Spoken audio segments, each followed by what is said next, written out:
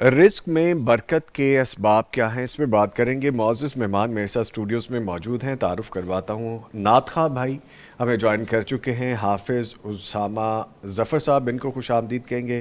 حافظ صاحب السلام علیکم، وعلیکم السلام۔ کیسے ہیں آپ؟ الحمدللہ طبیعت ٹھیک ہے؟ ماشاءاللہ الحمدللہ۔ ماشاءاللہ۔ ان کے ساتھ ایک ایسی شخصیت جب بھی آتے ہیں ہمیں کچھ نہ کچھ سکھا کے بتا کے جاتے ہیں، آج بھی انشاءاللہ نشست ایسی ہی رہے گی۔ خطیب جامع مسجد مکرم گوجرانوالہ معروف عالم دین ہیں، حافظ اسعد محمود سلفی صاحب، ان کو خوش آمدید کہیں گے۔ حافظ صاحب السلام علیکم، وعلیکم السلام ورحمۃ اللہ۔ کیسے ہیں سر؟ خیریت سے؟ ماشاءاللہ۔ الحمدللہ، سفر کیسا گزرا آپ کا؟ اللہ کا احسان، فرسٹ کلاس جی، الحمدللہ۔ ماشاءاللہ ماشاءاللہ۔ ہم نے چونکہ سر بات کرنی ہے رزق میں برکت کے اسباب کے حوالے سے، ابھی کچھ دیر پہلے مفتی صاحب سے بھی بات ہو رہی تھی، اور ہم سب جانتے ہیں کہ مہنگائی بہت زیادہ بڑھ گئی ہے اور ہر شخص پریشان نظر آتا ہے اور متاثر بھی نظر آتا ہے۔ ایسا طبقہ جو کہ ویل آف بھی ہے، درمیانہ بھی ہے، اچھی انکم بھی ہے، ان کے لیے بھی مسئلے ہو گئے ہیں۔ جہاں پہ ہم پہلے کھلے ذرا ایزیلی گاڑیاں ڈرائیو کرتے تھے، اب ہمیں یہ بھی فیل ہونے لگ گیا کہ گاڑی ذرا کم استعمال کر لیں، یا اگر دو چل رہی ہیں تو ایک پہ گزارا کر لیں۔ سب کے لیے پریشانی آئی ہے، تو اس میں آزمائش بھی ہو گئی موجودہ مہنگائی کے حوالے سے۔ تو فرمائیے گا کہ اس میں صبر کا مطلب صرف خاموشی ہوگا اس آزمائش میں، یا دوسروں کے لیے گنجائش چھوڑنا بھی صبر ہے؟ ان الحمدللہ والصلاة والسلام علی اشرف الانبیاء وعلی آلہ واصحابہ من والاه، اما بعد۔ سب سے پہلی بات تو یہ ہے کہ جو آپ نے ایک لفظ بولا ہے آزمائش، جی، آزمائش کیوں آتی ہے؟ پہلے اس کے اسباب کو سمجھ لیں، پھر اس کے حل بھی ہمارے لیے ممکن ہو جائے گا۔ جی ٹھیک۔ آزمائش ہر کے لیے آزمائش نہیں ہوتی، بعض کے لیے آزمائش اور بعض کے لیے سزا ہوتی ہے۔ قرآن کریم میں اللہ نے اہل ایمان کے لیے کہا کہ وَلَنَبْلُوَنَّكُمْ بِشَيْءٍ مِّنَ الْخَوْفِ وَالْجُوعِ وَنَقْصٍ مِّنَ الْأَمْوَالِ، میں تمہیں ضرور آزماؤں گا۔ پہلے آزمائش آتی ہے خوف کی، جی، وَلَنَبْلُوَنَّكُمْ بِشَيْءٍ مِّنَ الْخَوْفِ وَالْجُوعِ، پھر بھوک کی۔ تیسری وَنَقْصٍ مِّنَ الْأَمْوَالِ، مال کو کم کر کے۔ اللہ ہم سب پہ رحم فرمائے، ہم ان تینوں چیزوں میں مبتلا ہیں، ہم ان تینوں چیزوں میں مبتلا ہیں۔ خوف بھی ہے اور مال کی کمی کا بھی شکار ہیں، جی، اور بھوک کے معاملے بھی بڑھ رہے ہیں۔ جو ہمارا لوور مڈل کلاس طبقہ ہے وہ اس وقت کھانے پینے کے معاملے میں سخت پریشان ہے۔ ایک تو آزمائش آتی ہے، اللہ اہل ایمان کو لعلہم یرجعون، انہیں لوٹنے کے لیے آزمائش ڈالتا ہے کہ یہ اللہ کی طرف سے لاپرواہ ہو چکے ہیں، اس لیے اللہ ان پہ آزمائش ڈالتا ہے۔ وَلَنُذِيقَنَّهُم مِّنَ الْعَذَابِ الْأَدْنَىٰ دُونَ الْعَذَابِ الْأَكْبَرِ لَعَلَّهُمْ يَرْجِعُونَ، یہ چھوٹی تکلیف ڈال کے بڑے عذاب سے بچانا چاہتا ہے تاکہ یہ لوٹ آئیں، یعنی اللہ کی طرف واپس آ جائیں۔ اور ایک آزمائش کی وجہ یہ بھی ہوتی ہے کہ اللہ بعض اوقات بعض انسانوں کے گناہوں کو معاف کر کے ان کے درجات کو بلند کرنا چاہتا ہے۔ نبی کریم صلی اللہ علیہ وسلم نے ارشاد فرمایا کہ جنت کے اندر ایک ایسا مقام ہے انسان اپنے اعمال کے ذریعے نہیں حاصل کر سکتا، اللہ اسے کسی آزمائش میں مبتلا کرتا ہے، اگر وہ اس آزمائش میں سرخ رو ہو جاتا ہے جی، تو اللہ اسے وہ مقام عطا کر دیتے ہیں۔ ایک تو یہ ہے، یہ آزمائش کوئی بری آزمائش نہیں ہے، یہ انسان کے لیے خیر کا سبب ہے۔ ایک آزمائش وہ ہے جو اللہ انسان کے گناہوں کے سبب اسے عطا کرتے ہیں۔ اللہ فرماتے ہیں جو بھی تم پہ مصیبت آتی ہے نا، تمہارے اپنے اعمال کا، اپنے افعال کا کیا درا ہے۔ اب سوال یہ پیدا ہوتا ہے کیا فعل غلط ہوتا ہے انسان کا جس کی وجہ سے اللہ اس کی معیشت اس پہ تنگ کر دیتے ہیں۔ 16واں پارہ ہے سورۃ طٰہٰ، اس کا آخری رکوع، اللہ فرماتے ہیں وَمَنْ أَعْرَضَ عَنْ ذِكْرِي فَإِنَّ لَهُ مَعِيشَةً ضَنْكَ، جب کوئی میرے ذکر سے اعراض کر جاتا ہے نا، دیکھیں ہم اس ملک پاک میں 97% مسلمان ہیں، کتنے لوگ اللہ کے ذکر کے ساتھ وابستہ ہیں؟ جی، یہ انتہائی مایوس کن تعداد ہے کہ ہر انسان اپنے آپ کو مسلمان تصور بھی کرتا ہے اور نبی کریم صلی اللہ علیہ وسلم کو اپنا رسول بھی تسلیم کرتا ہے، اللہ کو اپنا رب مانتا ہے، قرآن کریم کو کتاب حق تسلیم کرتا ہے، لیکن ان کی نہیں مانتا۔ جی، ان کو مانتا ہے، ان کی نہیں مانتا۔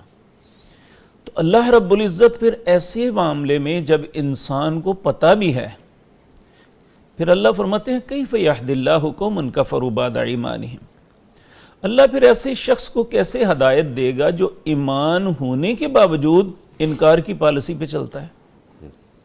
تو جب ایسا ہوگا تو پھر اللہ کہتے ہیں فَإِنَّ لَهُ مَعِيشَةً ضَنْكَ، میں اس کی معیشت اس پہ تنگ کر دوں گا۔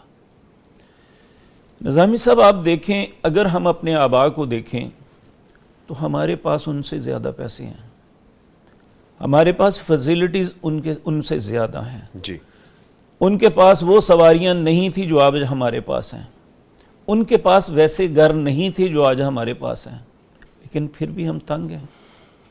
اس کا سبب صرف وہ ہے کہ جب ہم نے اللہ کے ذکر سے اعراض کیا، اللہ نے ہم پہ ہماری معیشت کو تنگ کر دیا، سب کچھ ہونے کے باوجود ہمارے دل مطمئن نہیں ہیں۔ تیسری وجہ، اللہ رب العزت نے انسانوں کو یہ بات کہی تھی وَلَوْ أَنَّ أَهْلَ الْقُرَىٰ آمَنُوا وَاتَّقَوْا لَفَتَحْنَا عَلَيْهِمْ بَرَكَاتٍ مِّنَ السَّمَاءِ، اگر یہ ایمان والے لوگ جو ہیں یہ صحیح ایماندار بن جائیں، یہ بستیوں کے لوگ ایماندار بن جائیں اور تقوی اختیار کریں، تقوی کا مطلب ہے غلط کام سے بچ جائیں، لَفَتَحْنَا عَلَيْهِمْ بَرَكَاتٍ مِّنَ السَّمَاءِ وَالْأَرْضِ، میں آسمان سے بھی اور زمین سے برکتوں کے دروازے کھول دوں گا۔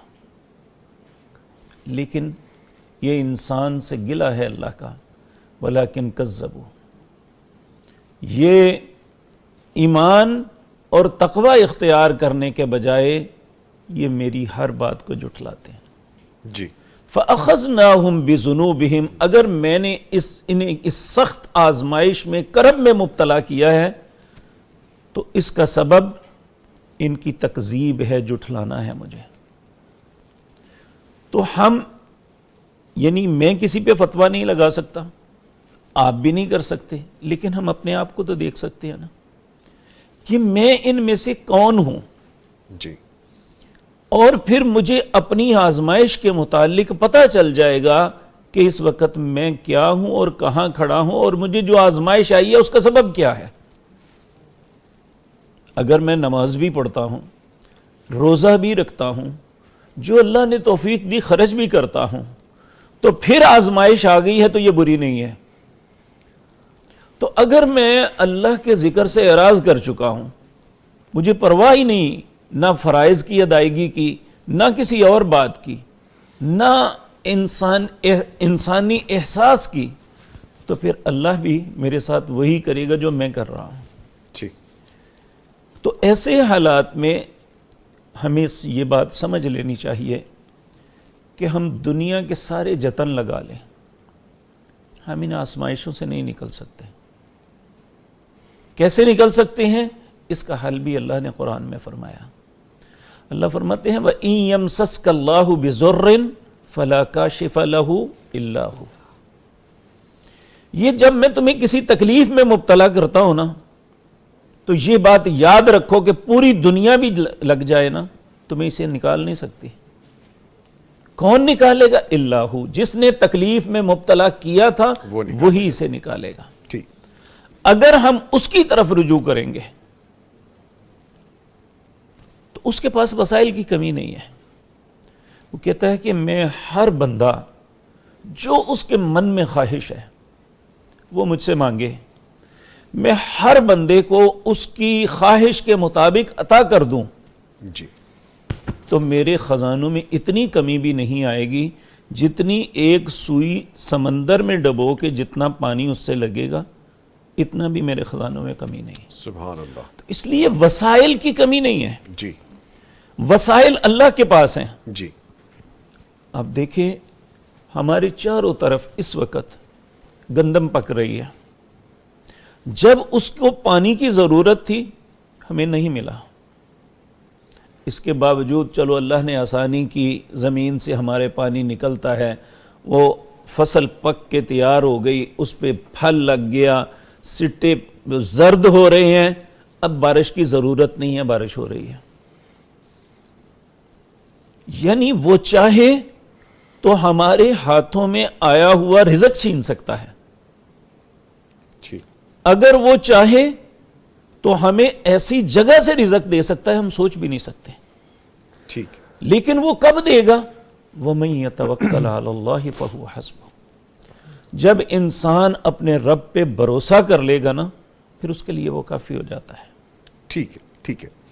اس کو ہم کمپلیٹ کریں گے, مزید بات کریں گے. ہمارے ساتھ بیٹھے ہیں حافظ صاحب بھی. جی تو حافظ صاحب کو بھی شامل کرتے ہیں. بڑی دیر سے ہماری گفتگو سن رہے ہیں تو ہم ان کو سنیں گے تھوڑی دیر. بالکل. تو کیا سنائیں گے آپ ہمیں؟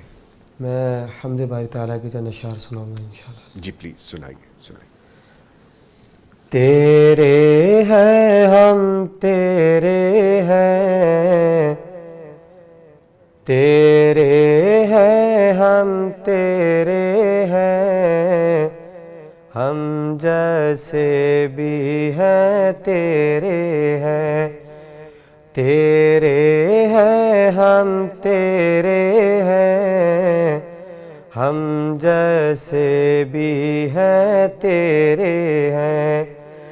دامن عجز بکھیرے ہیں, اللہ تیرے در پہ دامن عجز بکھیرے ہیں, ہم جیسے بھی ہیں تیرے ہیں. کوئی نہ اپنا مہربان تیرے ہو کر جائیں کہاں, اللہ کوئی نہ اپنا مہربان تیرے ہو کر جائیں کہاں. تیرے در پہ ڈیرے ہیں, اللہ تیرے در پہ ڈیرے ہیں, ہم جیسے بھی ہیں تیرے ہیں. اللہ جیسے بھی ہیں تیرے ہیں. اور آپ علیم ہیں, آپ حکیم, آپ غفور ہیں, آپ رحیم, آپ غفور ہیں, آپ رحیم. تیرے نام سنہرے ہیں, اللہ تیرے نام سنہرے ہیں, ہم جیسے بھی ہیں تیرے ہیں. اللہ جیسے بھی ہیں تیرے ہیں. اور روز قیامت ہو سرخ رو جب ہوں تیرے روبرو, جب ہوں تیرے روبرو, کہہ دینا یہ میرے ہیں, اللہ کہہ دینا یہ میرے ہیں, ہم جیسے بھی ہیں تیرے ہیں. اللہ جیسے بھی ہیں تیرے ہیں.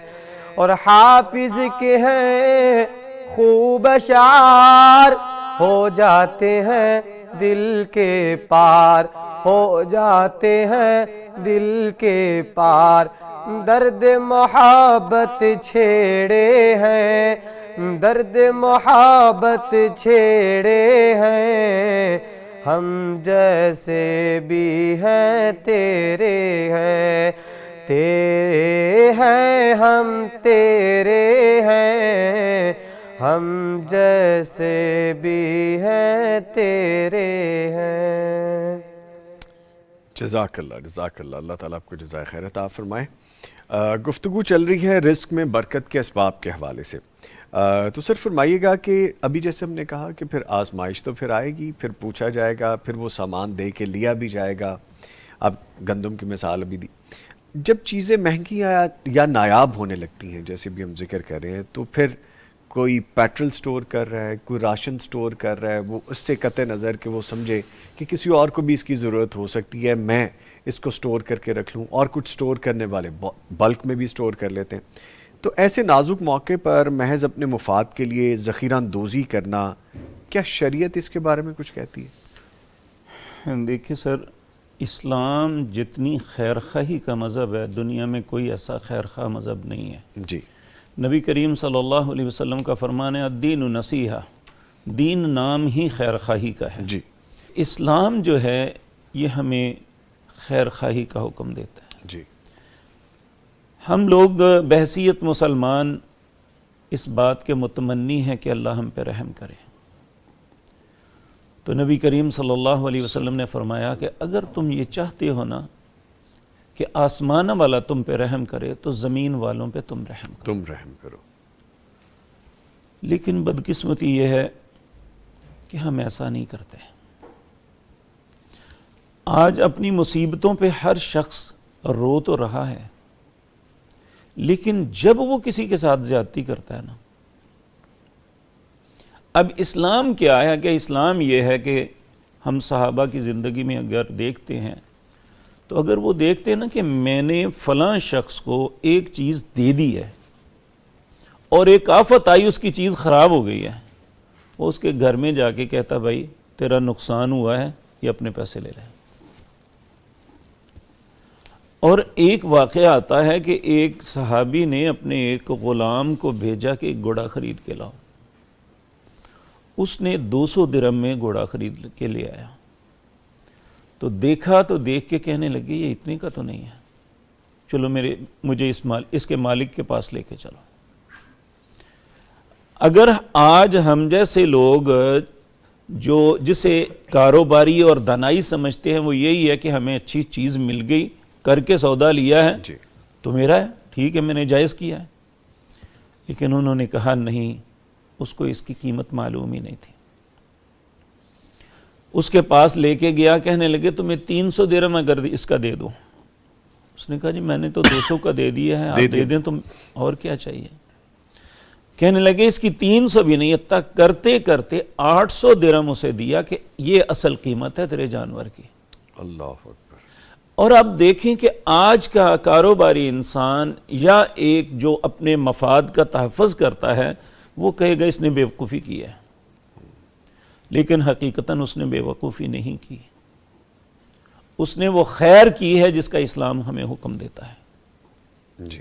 ویسے ہی نہیں کہ وہ ایک ایسی بستی تھی کہ اللہ نے اسے سب سے بہترین لوگوں کو قرار دیا اور ان لوگوں کے متعلق دنیا کے اندر سرٹیفکیٹ جاری کر دیا، رضی اللہ عنہم ورضوا عنہ.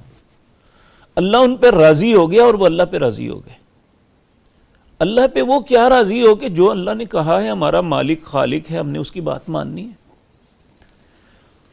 تو آج بھی اگر ہم اپنے رویوں کو بدل لیں، یہ دیکھیں نا یہ ایک جنگ شروع ہوئی ہے. جی. پوری دنیا کے اوپر ایک سخت آزمائش ہے، اور سب سے بڑی بات یہ ہے کہ ہم لوگ متفرق ہیں، کس کا ساتھ دیں کس کا نہ دیں، بٹے ہوئے ہیں. اگر ہم عربوں کی بات کرتے ہیں تو کہتے ہیں یہ یہود و نصارہ کا ساتھ ہو رہا ہے، اگر ایران کی بات کرتے ہیں تو اور لوگ بات کرتے ہیں. ان حالات میں مسلمان کنفیوز ہیں کہ کس کی بات کریں. لیکن جو افسوسناک بات ہے، چونکہ میں بھی ایک چھوٹی سی مزدوری کرتا ہوں، کاروبار سے تعلق ہے، اگر ایک شخص نے کسی کے ساتھ سودا کیا ہوا ہے اور وہ ابھی اس نے بھگتایا نہیں ہے، اسے اب نقصان ہو رہا ہے، کہتے ہیں مجھے کیا غرض، میرے ساتھ تم نے سودا کیا ہوا ہے. وہ کہنے یار مجھے نقصان ہو رہا ہے، نہیں مل رہا اتنے میں کس طرح تمہیں دوں. جی. وہ کہتا ہے مجھے یہ غرض نہیں ہے تم مرتا ہے یا جیتا ہے. اب اسی طرح ایک شخص سودا کرتا ہے، ریٹ کم ہو جاتا ہے، وہ مکر جاتا ہے، جب کہ اللہ رب العزت کا حکم یہ ہے اوفوا بالعقود، اپنے عہد کو پورا کرو. لیکن جب اس کا نقصان ہو رہا ہے تو اسلام ہمیں کہتا ہے اس کے ساتھ کمپرومائز کرو. ٹھیک. جب ہم یہ کرنے کے لیے تیار نہیں ہیں تو پھر ہمارا رونا دھونا میرا خیال ہے اتنا مناسب نہیں ہے. ٹھیک ہے. ٹھیک ہے. کیونکہ اللہ کا رحم مشروط ہے لوگوں کے رحم کے ساتھ. جب ہم لوگوں پہ رحم کریں گے تو اللہ رب العزت ہم پہ رحم فرمائیں گے. ٹھیک. ٹھیک ہے.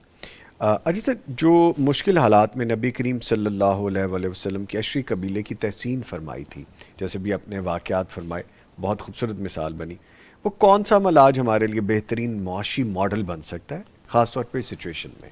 ہاں، ان کا عمل یہ تھا جی کہ جب خدا نخواستہ کوئی تکلیف آتی جی. یا ان کے پاس توشہ ختم ہونے لگتا، جی. یعنی کسی کے پاس ہے کسی کے پاس نہیں ہے، تو یہ کیا کرتے کہ سارے جو کسی کے پاس ہے ایک جگہ اکٹھا کر لیتے اور پھر اسے سب میں برابر تقسیم کر دیتے. یعنی آپ کے پاس فار ایگزامپل آپ کے پاس 1 کروڑ روپیہ ہے، میرے پاس 100 روپیہ ہے. جی. اب یہ نہیں دیکھا جائے گا کہ میرا کروڑ چلا جائے، دیکھنا یہ ہے کہ یہ میرے خاندان کے لوگ ہیں، اس وقت مصیبت میں ہیں. اس نے اس 100 کے مقابلے میں اپنا کروڑ رکھ دیا کہ سب میں برابر دے دو.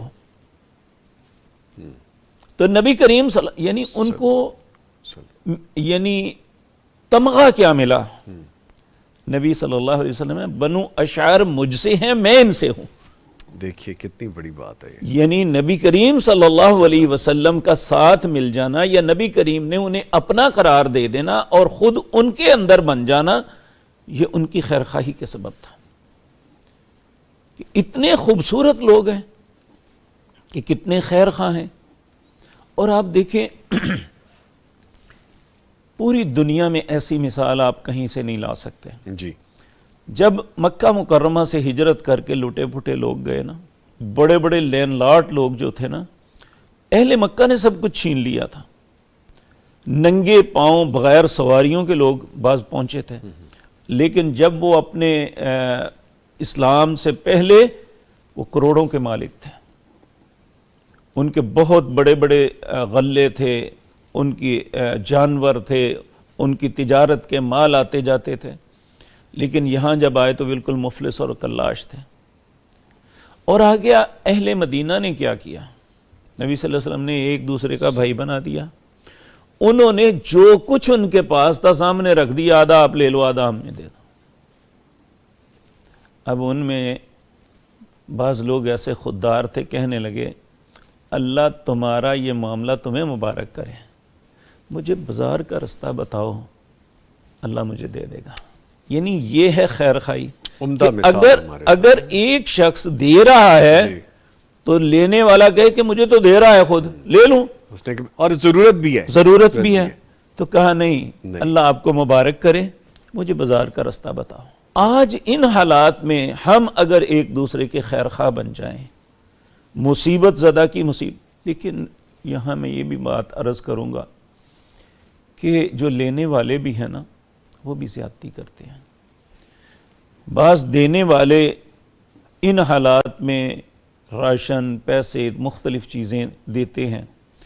ادھر سے وہ راشن کا تھیلا لیا کہ جو 15-20 ہزار روپے کا انہوں نے خرید کے اسے دیا تھا، وہ جا کے کسی دکان پہ 2، 3، 4، 5 ہزار میں بیچ کے. تو یعنی جب تک ہم کسی بھی سطح کے ہیں، ہمیں ہمارے گھروں میں اطمینان اور ہمارے رزقوں میں برکت نہیں ہوگی جب تک ہم دوسرے کی خیر خواہی نہیں کریں گے.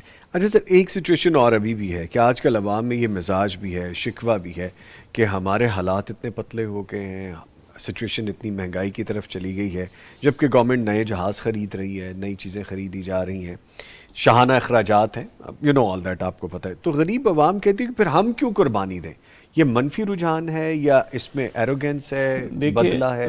سب سے پہلی بات یہ ہے کہ اسے ہم اپریشیٹ نہیں کرتے کہ جو حکمران کر رہے ہیں، یعنی انہوں نے اپنے معاملات کا جواب خود دینا ہے. جی.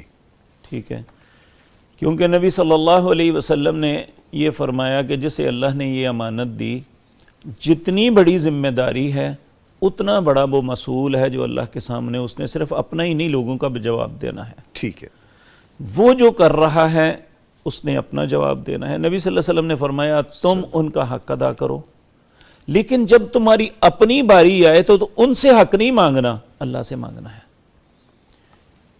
اور دوسری بات یہ ہے کہ اگر ہم ان کی دیکھا دیکھی ہم بھی فضول خرچی کرنا شروع کر دیں گے تو نقصان کس کا ہے؟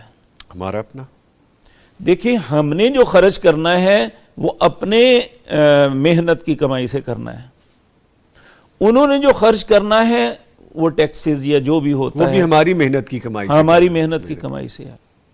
تو اگر ہم اس طرح ایک مقابلے بازی شروع کر دیں کہ وہ کرتے ہیں تو ہمیں کیا ہے، جی جس طرح عموماً لوگ جو ہے نا ایک بات کرتے ہیں یہ حکمران بخشے گئے، یا علماء کے متعلق کہتے گئے یہ جنت میں چلے گئے تو ہم تو ویسے ہی چلے جائیں گے، تو یہ اگر گناہ کرتے ہیں تو ہم کر لیں گے تو کیا ہوگا؟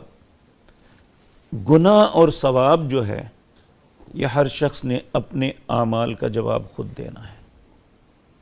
اس میں اللہ نے یہ نہیں پوچھنا کہ تمہارا حکمران کیا کرتا تھا، اس نے میرے متعلق مجھے پوچھنا ہے کہ تم نے کیا کیا۔ جی، اور ہم میں سے ہر انسان کو یہ بات یاد رکھ لینی چاہیے، خصوصاً مال کے معاملے میں۔ نبی کریم صلی اللہ علیہ وسلم نے فرمایا قیامت کے دن ہر انسان اللہ کے روبرو پیش ہوگا اور اللہ اور اس کے درمیان کوئی ترجمان نہیں ہوگا۔ اللہ 4 چیزوں کا سوال کرے گا۔ جی، سب سے پہلا، میں نے تمہیں زندگی دی، کہاں فنا کی؟ جوانی دی، کہاں برباد کی؟ یہ جوانی اور زندگی اس کے متعلق ایک سوال۔ لیکن جب مال کا معاملہ آئے گا نا 2 سوال ہوں گے۔ پہلا سوال یہ ہوگا کمایا کہاں سے ہے، دوسرا سوال یہ ہوگا خرچ کہاں کیا۔ تو نہ ہم کمانے میں آزاد ہیں نہ خرچ کرنے میں آزاد ہیں۔ تو جب کسی انسان کو یہ بات سمجھ آ جائے گی نا کہ میں نے اپنے متعلق تو خود جواب دینا ہے، جی، تو پھر وہ اس طرح کسی کی نقل کر کے اپنے آپ کی بربادی نہیں سوچے گا۔ ٹھیک ہے، آپ نے ویل ڈیفائنڈ وہ بڑی اچھی واضح کر دی، تم حکمرانوں کا حق ادا کرو، اپنا حق اللہ تعالیٰ سے مانگو، رسول اللہ صلی اللہ علیہ وسلم نے فرما دیا، تو پھر ہمیں یہ رہنمائی ملتی ہے ان ساری چیزوں سے۔ اچھا سر، ایک اور اسپیکٹ بھی، ایک طرف تو جہاں پہ ہم خریدنے والے ہیں، دوسری طرف بیچنے والے بھی ہیں، تو مسلمان تاجر کا کیا رول ہونا چاہیے اس ساری سچویشن میں؟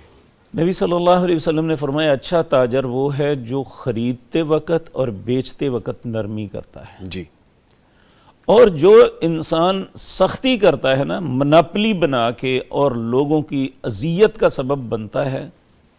اسی طرح بعض خریدار ایسے ہوتے ہیں جن کے پاس پیسہ ہے اور بیچنے والا جو ہے یہ اس وقت پھنسا ہوا ہے اور وہ اس کی مجبوری سے فائدہ اٹھا کے یہ سارا کچھ کرے۔ ایک سچویشن یہ ہے، ایک سچویشن یہ ہے، ایک یہ ہے کہ ایک کے پاس مال ہے دوسرے کے پاس نہیں ہے، وہ اپنی مرضی سے مناپلی بنا کے بیچتا ہے۔ جی، تو ہر دونوں ہی غلط ہیں۔ ٹھیک ہے، نبی کریم صلی اللہ علیہ وسلم نے یہ اپنا اکنامکس کے معاملے میں جی، ایک یونیورسل قانون دیا ہے، لا ضرر ولا ضرار۔ 2 بندے ہیں، ایک خریدار ہے ایک فروخت کنندہ ہے، کہا میں تمہیں حکم دیتا ہوں دونوں میں سے کوئی بھی دوسرے کو ضرر پہنچانے کی نیت سے نہ کام کرے۔ اگر فروخت کنندہ دوسرے کی تکلیف کے لیے کرتا ہے جی، تو وہ ظالم، اگر خریدار جو ہے اس کے ساتھ زیادتی کرتا ہے تو وہ ظالم ہے۔ تو ظالموں سے اللہ محبت نہیں کرتا۔ تو ایسا ظلم ہمیں نہیں کرنا چاہیے۔ بحیثیت خریدار جی، تب بھی خیر خواہی کریں، بحیثیت فروخت کنندہ دیکھیں اس میں کوئی شک نہیں کہ جس نے مال بیچنا ہے اس نے کچھ نفع لے کے بیچنا ہے، کچھ نفع لینا ہے، یہ بات بڑی واضح ہے۔ ہاں جی، اور جس نے خریدنا ہے اس نے اسے کچھ دینا ہے تو تبھی وہ دے گا. جی. لیکن اس کا مطلب یہ نہیں ہے کہ اگر بازار میں تنگی آ گئی ہے تو آپ اس کی قیمت اتنی بڑھا دیں کہ لینے والے کی استطاعت میں نہ رہے. جیسے ابھی ہم نے پیٹرول پمپ پہ دیکھا، ایسی بہت سی مثالیں ہوئیں، جیسی 12 بجے ہیں یا پرائسز چینج ہونے والی، لمبی قطاریں تھیں بائکس کی، گاڑیوں کی، اور پھر لڑائی جھگڑے کے واقعات، اور پھر یہاں تک کہ انسانی جان بھی ضائع ہو گئی. تو یہاں پہ ہمیں اپنی مظاہرہ کرنا چاہیے تھا، خریدار کو بھی اور بیچنے والے کو بھی. اب آپ دیکھیں کہ یہ آپ نے شاید سوشل میڈیا پہ دیکھا ہوگا، لاہور میں بھی 2-3 ایسے پمپ تھے، گجرانوالہ میں بھی 2 ایسے تھے. انہوں نے 12 بجے سے 6 بجے تک یہ کہا تھا ہم پرانے ریٹ پہ دیں گے. ہاں جی. یعنی ایسے بھی لوگ ہیں، ایسے بھی لوگ ہیں جی. اور یقین جانیے ان کے رزق میں کمی نہیں آئی ہوگی، بڑھے گی، بلکہ بالکل بڑھے گا. بالکل. میں آپ کو عرض کروں، ہمارے ایک دوست تھے مدینہ منورہ میں، جی. اور وہ وہاں ان کی ورکشاپ تھی فریج ایئر کنڈیشن کی. جی. اور وہ نا مسجد نبوی کا جہاں ہے نا سقیفہ بنو سعدہ، اس کونے کی طرف سے جائیں نا تو ایک محلہ ہے صناعیہ، جس طرح ہم سمال انڈسٹری اسٹیٹ کہتے ہیں نا، اس طرح عربی میں اسے صناعیہ کہتے ہیں، جہاں صنعت ہوتی ہے، مختلف چھوٹے چھوٹے ورکشاپس ہیں. ٹھیک. تو وہاں میں ایک مرتبہ گیا ہوا تھا، تو میں اسے ملنے گیا، وہ ہمارے گجرانوالے کے صاحب تھے. تو مجھے کہنے لگے میں ایک آپ کو اللہ کا ایک عجیب معجزہ دکھاتا ہوں. میں نے کہا، کہنے لگا وہ دیکھیں یہ پورے ایریے میں کوئی رہائش نہیں ہے، یہاں ساری ورکشاپس ہیں. اس بابا جی نے یہاں پہ سبزی کی اور پھل کی دکان ڈالی ہے. جب ڈالنے لگے تو ہم نے انہیں کہا بابا جی یہاں لوگ مزدوری کرنے آتے ہیں تو یہاں کس نے سبزی اور یہ لیں؟ کہنے لگا کہ اس نے ایک لفظ بولا، توکلت علی اللہ. اللہ اکبر. میں اللہ کے بھروسے پہ بیٹھنے لگا ہوں. کہنے لگا اب میں تمہیں اس کا بھروسہ دکھاتا ہوں. مجھے پکڑ کے نا اس کی دکان پہ لے گیا. 5 6 8 10 گاہک تھے، وہ خود چیزیں اٹھا کے تو خود تول رہے تھے. اچھا، بابا جی نہیں کہہ رہے تھے، گاہک خود ہی تول رہے تھے. خود تول رہے تھے. اچھا. ایک بندہ سیب تول رہا تھا، تو اس نے بالکل برابر جب آیا نا تو وہ اسے شاپر میں ڈالنے لگا. وہ دور بیٹھا دیکھ رہا تھا، اس نے زور سے بول کے کہا کہ نے کہا پتہ نہیں کیا غلطی ہو گئی ہے. اس نے ایک سیب پکڑا اور ڈال دیا، اضافہ کر دیا اس میں. یعنی اس نے کہا اب پورا ہوا ہے. یعنی اور کہتا ہے کہ ہم سوچ نہیں سکتے کہ اللہ نے اسے کتنا رزق دیا ہوا ہے، اور اس کا سبب یہی نظر آتا ہے کہ وہ لوگوں کی خیر خواہی کرتے ہوئے انہیں، یعنی انصاف کا تقاضا یہ ہے کہ وہ پورا پورا دے تو کوئی اسے باز پرس نہیں، لیکن وہ زیادہ دے رہا ہے. تو اگر ہم بھی اپنے آپ کو ایسا بنا لیں کہ کسی کی خیر خواہی کا سوچیں. ہمارے پاس انبار لگے ہوتے ہیں مال کے، ریٹ بڑھ گیا ہے جی، نیا ریٹ ہے جی.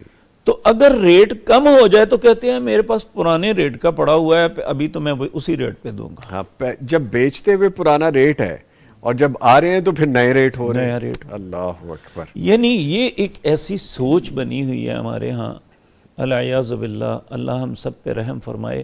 اور ہم نے کبھی نہیں سوچا کہ یہ جو کچھ کر رہے ہیں کہ اس کا خمیازہ کیا بھگتنا پڑے گا. ایک تو دنیا میں ہم بھگت رہے ہیں جی کہ کوئی شخص دوسرے پہ رحم کرنے کے لیے تیار نہیں ہے. وہ غریب ہے تب، امیر ہے تب، ہر شخص کی خواہش یہ ہے کہ جو میرے سامنے آیا ہے میں اسے ڈز لگاؤں. جی. اور اس کا نتیجہ ہم دنیا میں تو دیکھ رہے ہیں کہ ہم میں سے ہر انسان رزق کی کمی اور تنگی کا شکار ہے. کل آخرت میں کیا ہوگا یہ اللہ ہی رب العزت. کتنے آرام سے کہہ دیتے ہیں ہم سلف صاحب، کہہ دیتے ہیں کہ جی دیکھا جائے گا. دیکھا جائے گا. کیسے دیکھا جائے گا؟ تب تو دیکھا ہی نہیں جائے گا. بالکل بڑا مشکل ہو جائے گا. اچھا ایک چیز اور بتائیے، جب وسائل سکڑ رہے ہوں، جب چیزوں کی قلت ہو رہی ہو، جیسے ابھی ہم بات کر رہے ہیں، تو مستقبل کی معاشی فکر ہر بندے کو کھائی جائے. جیسے ابھی ہم آس پاس دیکھتے ہیں ہر دوسرا شخص یہ بات کر رہا ہے، تو اللہ پر توکل کا جو حقیقی اور عملی مفہوم کیا ہے؟ کیا ہم ایک عام انسان کے طور پر معاشی خوف جو ہمارے اوپر طاری ہے اس سے نکلنے کے لیے، ڈپریشن یا اندھیروں سے نکلنے کے لیے اس پہ توکل رکھیں اور یقین کامل رکھیں، ہمارے معاملہ ٹھیک ہوتے جائیں گے، وقت آتا رہتا ہے، گزر جاتا ہے، کیا کرنا چاہیے؟ بھائی جان پھر میں عرض کروں گا، وسائل کس کے پاس ہیں؟ کون وسائل دیتا ہے؟ میں ایک چھوٹی سی مثال عرض کرتا ہوں. ہم چھوٹے تھے تو صومالیہ میں ایک دفعہ قحط پڑا تھا. جی 12-13 سال تک وہاں بارش نہیں ہوئی تھی، اور کیفیت یہ ہوئی تھی کہ اگر کوئی بچہ یا کمزور انسان کہیں اوٹ میں کسی کو ملتا تو وہ اسے کاٹ کے کھا لیتے تھے. یعنی یہ بھوک کی کیفیت ہو گئی تھی. پوری دنیا سے جہاز اڑ اڑ کے صومالیہ میں اترتے تھے کہ ان کا پیٹ بھر دیں، جی نہیں بھر سکے. ان کی بھوک، ان کا قحط ختم نہیں ہوا تھا، جبکہ پوری دنیا اخلاص کے ساتھ، مسلمان غیر مسلمان کیا، سب لوگ ان کی مدد کر رہے تھے. کب ان کے پیٹ بھرے؟ جب آسمان سے بارش اتری، ان کی زمین سے اللہ نے غلہ نکالا. جی دیکھیں وسائل سکڑ نہیں رہے. یہ وہی بات ہے کہ وَلَوْ أَنَّ أَهْلَ الْقُرَىٰ آمَنُوا وَاتَّقُوا لَفَتَحْنَا عَلَيْهِمْ بَرَكَاتٍ مِّنَ السَّمَاءِ. جی اگر یہ ایسا کریں تو میں آسمان اور زمین سے برکتوں کے دروازے کھول دوں گا. وَلَكِنْ كَذَّبُوا، لیکن انہوں نے جھٹلایا، جس کی وجہ سے میں نے وسائل ان کے سمیٹ دیے. فَأَمَّا إِذَا مَبْتَلَاهُ فَقَدَرَ عَلَيْهِ رِزْقَهُ فَيَقُولُ رَبِّي أَهَانَ. جب میں کسی انسان کو اس آزمائش میں مبتلا کرتا ہوں کہ اس کا رزق اس پہ تنگ کر دیتا ہوں، تو یہ کہتا ہے میری توہین ہو گئی. اللہ کہتے ہیں کلا، ہرگز نہیں، بل لا تکرمون الیتیم، تو نے یتیم کی عزت نہیں کی. ولا تحاضون علی طعام المسکین، تو نے مسکین کو کھانا نہیں کھلایا. اب کتنے ہی ہمارے معاشرے میں ہیں جو بالکل ڈی گریڈ ہو چکے ہیں، جن کے پاس یوٹیلیٹی بل دینے کے لیے پیسے نہیں ہیں، پیسے نہیں، اور جن کے پاس کھانے کے لیے پیسے نہیں ہیں، گھر کا رینٹ نہیں دے سکتے، گھر کا بچوں رینٹ کی نہیں. فی یعنی دے سکتے. حقیقت بات یہ ہے کہ سر کبھی ایسا نہیں دیکھا تھا. اب کوئی نماز ایسی نہیں گزرتی، کوئی سوئی گیس کا بل، کوئی بجلی کا بل پکڑ کے آیا ہوا ہے کہ مسجد اللہ میں کے لیے دے دو، کوئی کرایہ مانگ رہا ہے، کوئی آج کھانا نہیں کھایا اس کے لیے ہمیں دے دو. تو یہ وسائل کی کمی نہیں ہے، کچھ لوگوں نے وسائل پہ اپنا پنجہ گاڑا ہوا ہے. تو جب تک ہم خیر نہیں لوگوں کی کریں گے تو آسودگی ہمیں بھی نہیں ملے گی. نہیں ملے گی. اور آپ دیکھیں کہ جتنی وسعت والا بندہ ہے نا اتنی ٹینشن میں ہے. آپ کسی مزدور کو نیند کی گولی کھاتے ہوئے نہیں دیکھیں گے، وہ بے فکر سو رہا ہوتا ہے. اور جس کے بعد کروڑوں نہیں اربوں کے اثاثے ہیں وہ رات کو چین کی نیند نہیں سو سکتا. وجہ یہ ہے اس نے لوگوں کا سکون چھینا، اللہ نے اس کے سکون کو چھین لیا. اللہ اکبر، اللہ اکبر. اچھا سر، چونکہ گفتگو سمیٹنی ہے تو یہ بھی فرمائیے گا کہ جو ظاہری اسباب کے علاوہ جو تقویٰ ہے، صلہ رحمی ہے، استغفار ہے، جیسی جو نیکیاں اس مشکل دور میں رزق کے بند دروازے کھول دیتی ہیں، ہم اپنی حیثیت میں، چاہے کوئی بھی حیثیت ہے، کچھ نہ کچھ کرتے رہیں، کہیں نہ کہیں اپنا حصہ ڈالتے رہیں. سر میں پھر عرض کروں گا کہ جس نے ان تکلیفوں میں مبتلا کیا ہے وہی ان تکلیفوں سے نکال سکتا ہے. جی ایک تابعین میں ایک شخص تھے، ان کے پاس ایک شخص آیا، اس نے آ کے کہا کہ قحط سالی ہو گئی ہے، دعا کریں یا کوئی وظیفہ بتائیں کہ بارش ہو جائے. ایک نے کہا کہ میں بڑا ہی گناہگار ہوں، کو معافی کا رستہ مل جائے. ایک نے کہا کوئی رزق مل جائے. ایک نے کہا کوئی بیٹا مل جائے. ایک نے کہا کوئی ہر کو انہوں نے یہی کہا استغفار کرو. جی استغفار کرو. شاگردوں نے پوچھا آپ سب کو ایک ہی بات بتا رہے ہیں. کہتے ہیں میں نہیں بتا رہا، مجھے میرے رب نے یہ بات بتائی ہے. سورۃ نوح کے اندر فَقُلْتُ اسْتَغْفِرُوا رَبَّكُمْ إِنَّهُ كَانَ غَفَّارًا، تم اللہ سے استغفار کرو، اللہ تمہیں بخش دے گا. یرسل السماء علیکم مدرارا، وہ آسمان سے تم پہ بارش برسائے گا. ویمددکم باموال، مال کے ساتھ تمہاری مدد کرے گا. وبنین، بیٹے دے گا. ویجعل لکم جنات ویجعل لکم انہارا، ایسے باغ دے گا جس کے نیچے نہریں بہتی ہیں. تو میں نے اپنے پاس سے تو کچھ نہیں کہا. اب سوال یہ ہے کہ ہم بھی استغفار کرتے ہیں، لیکن استغفار کا مطلب کلمات کو بار بار ادا کرنا نہیں ہے، دہرانا نہیں ہے ان کو. ہاں جی. ہم وظیفے کرتے ہیں کہ کسی نے بتایا کہ استغفار کرو جی، استغفر اللہ استغفر اللہ استغفر اللہ ربی من کل ذنب ما اتوب الیہ. کبھی سوچا میں کیا رہا ہوں؟ اللہ مجھے بخش دے. جی. کس بات پہ بخش دے؟ جو غلطی کی ہے. تو اگر میں وہ غلطی کیے جا رہا ہوں اور ساتھ کہتا ہوں اللہ بخش دے، تو یہ تو مذاق ہوا نا. یہ کہتے ہیں استغفر اللہ الذی لا الہ الا هو الحی القیوم اتوب الیہ، یا استغفر اللہ ربی من کل ذنب، اے اللہ میری ساری خطاؤں کو معاف کر دے. جی. لیکن خطائیں نہیں چھوڑتا. استغفار کا معنی یہ ہے کہ ان خطاؤں کو چھوڑے اور درد دل سے اللہ سے معافی مانگے. تو پھر کیا ہوگا؟ جو شخص استغفار کو لازم پکڑ لیتا ہے، یعنی ہر دم اللہ سے معافی مانگتا ہے، جی، لیکن معافی اس وقت ہوتی ہے جب خطاؤں کو چھوڑے. وَلَمْ يُصِرُّوا عَلَى مَا فَعَلُوا، اللہ نے قرآن میں کہا جس غلطی کی معافی مانگ رہے ہو نا، دوبارہ نہ کرو. تو جو معافی مانگتا رہتا ہے اللہ اسے مصیبتوں سے نکال دیتا ہے. وَيَرْزُقْهُ مِنْ حَيْثُ لَا يَحْتَسِبْ، اسے ایسی جگہ سے روزی دے گا وہ سوچ بھی نہیں سکتا. وَمَنْ يَتَوَكَّلْ عَلَى اللَّهِ فَهُوَ حَسْبُهُ، جو اللہ پہ بھروسہ کرتا ہے اللہ اس کے لیے کافی ہو جاتا ہے. اسی طرح ایک دن نبی کریم صلی اللہ علیہ وسلم مسجد میں تشریف لائے، نماز کا وقت نہیں تھا. کونے میں کوئی شخص اپنا سر اپنے دونوں گھٹنوں کے درمیان رکھ کے نہ تو بڑا افسردہ سا بیٹھا ہوا. آپ نے دیکھا یہ کون ہے؟ نبی کریم جیسا خیر خواہ دنیا میں نہ کوئی پیدا ہوا ہے نہ ہوگا صلی اللہ علیہ وسلم. قریب گئے تو جا کے دیکھا وہ فلاں شخص ہے. کہا کیا بات ہے؟ رو پڑے. کہنے لگے یا رسول اللہ حالات بہت تنگ ہیں، قرض دار تنگ کرتے ہیں، عزت نہیں رہی، سمجھ نہیں آتی میں کیا کروں، یہاں آ کے بیٹھ گیا. تنگی ہے ہر طرح سے. نبی کریم صلی اللہ علیہ وسلم نے فرمایا کیا تمہیں ایسے کلمے سکھاؤں کہ تیری یہ ساری پریشانیاں دور ہو جائیں؟ اس نے کہا یا رسول اللہ مجھے کیا چاہیے کہ میرے.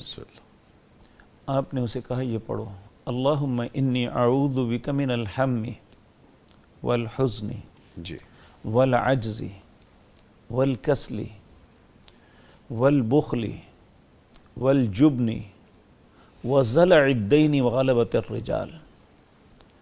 اللہم انی اعوذ بک، اے اللہ میں تیری پناہ میں آتا ہوں، من الہم، ہر پریشانی تکلیف سے، والحزن، ہر پریشانی سے، والعجز، عاجز آ جانے سے، والکسلی، کہ میں سست ہو جاؤں، کری کچھ نہ سکوں، والجبن، بھوک سے، وضلع الدین، قرض کے نیچے دب جانے سے تیری پناہ چاہتا ہوں، وقہر الرجال، کہ انسان، میں پنجابی میں کہتا ہوں انسان دا پتر ہی کو نہ ملے. اور وہ کہتے ہیں جب میں نے اللہ کے نبی صلی اللہ علیہ وسلم سے یہ دعا سیکھی، میں نے اسے پڑھنا شروع کیا اور اللہ نے مجھے ساری مصیبتوں سے نکال دیا. تو میرا آخری کویسچن بھی ویسے یہی تھا کہ ہم اس کو اگر کمپلیٹ کر دیں گفتگو کو، تو آج کل کے جو معاشی مشکلات والے معاملات ہیں، ہر بندہ پریشان ہے، پریشانی کے اوقات میں کوئی مخصوص دعا ہے یا دعائیں ہیں؟ ویسے تو آپ نے ابھی فرمایا بھی ہے، ان میں سے کون سے ایسے اعمال کر لیں؟ دو چیزیں ہیں. سب سے پہلی بات تو سر عملی طور پہ لوگوں کی خیر خواہی کریں. دوسری بات اللہ سے دعا کرے. جی. اس دعاؤں میں یہ ساری نبی کریم صلی اللہ علیہ وسلم جی. آپ فجر کی نماز کے بعد جن باتوں کا سب سے پہلے سوال کرتے تھے، جی.